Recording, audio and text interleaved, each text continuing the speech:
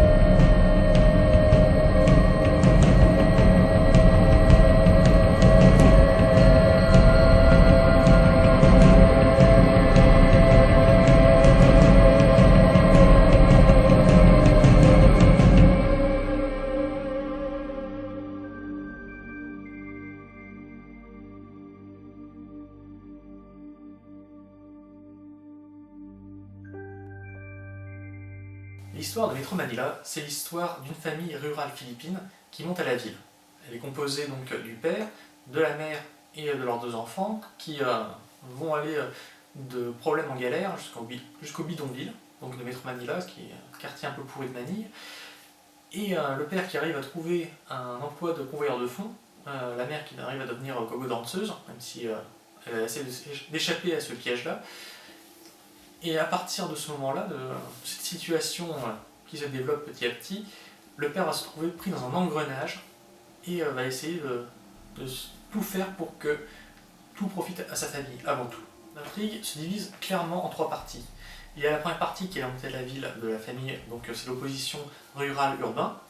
Ensuite, il y a le moment où le père arrive à faire son trou en tant que convoyeur de fonds, où justement il arrive à créer un petit peu une sécurité pour sa famille.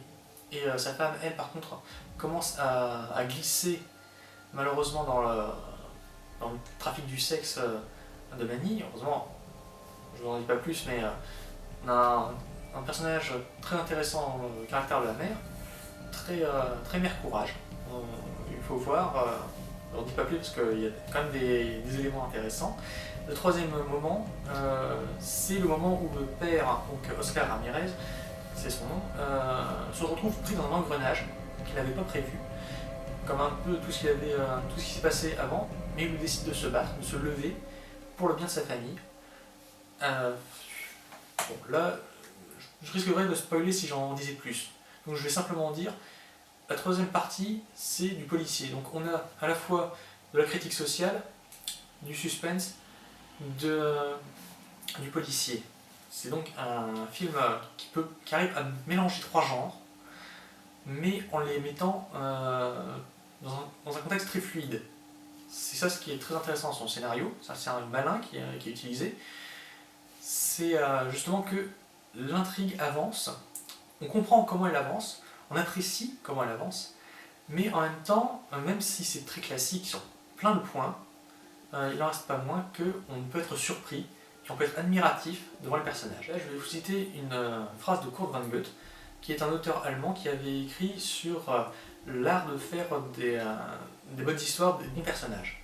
Il avait dit « Soyez sadiques avec vos personnages ». Ça ne veut pas dire « ne les aimez pas et faites-leur mal », ça veut dire « poussez-les de telle manière que leur réaction soit à la hauteur de ce que l'on attend d'eux. Soit ils seront tragiques parce qu'ils échoueront, soit ils seront magnifiques parce qu'ils arriveront à surmonter les épreuves. C'est ça ce qu'on attend d'un personnage, surtout dans un personnage de fiction. Et là, c'est le cas. C'est le cas, nous avons des personnages qui sont vraiment mis dans une situation horrible. C'est pas horrible au sens ça devient grotesque ou loufoque, c'est horriblement réaliste, mais en même temps, il y a cet aspect magnifique des personnages qui dépassent leurs attentes initiales pour arriver justement à un but qui est au-delà d'eux-mêmes. Et là, d'une certaine manière, j'en ai un petit peu trop dit, donc je vais m'arrêter là. Et je vais vous parler un peu plus maintenant du réalisateur. Le réalisateur, c'est Sean Ellis. C'est un réalisateur anglais qui s'était déjà fait remarquer au Festival européen du film court de Brest, long nom pour un festival film court, qui avait donc reçu le Grand Prix pour son film Cashback. C'est un court-métrage qui a aussi été nommé aux Oscars. Et de ce court-métrage, il en a fait son premier long-métrage, Cashback aussi, que ça s'appelait. Et Metro Manila, c'est son troisième film. Alors, j'ai vu ce film-là en avant-première, donc il était là aussi, Sean Ellis. Et il nous a raconté comment est-ce qu'il avait eu l'idée du scénario, parce que c'est lui qui a écrit le scénario avant de le réaliser. Il était à Manille et il a simplement vu deux convoyeurs de fonds se disputer. Il se demandait pourquoi se disputaient-ils, mais comme il était en voiture, c'est passé très vite, mais il a gardé ça dans un coin de sa tête. Et il a brodé, et il a développé, il a rajouté, si bien que justement il a obtenu ce film, ce scénario, cette histoire qui est très bonne. Et à partir de là, il a fait donc ce film-là en développant l'ensemble des personnages. Au niveau de la réalisation, je vais vous citer une anecdote que nous a offerte Sean Ellis lors de l'avant-première à Brest. Il nous a raconté donc comment il avait filmé une des scènes de son film.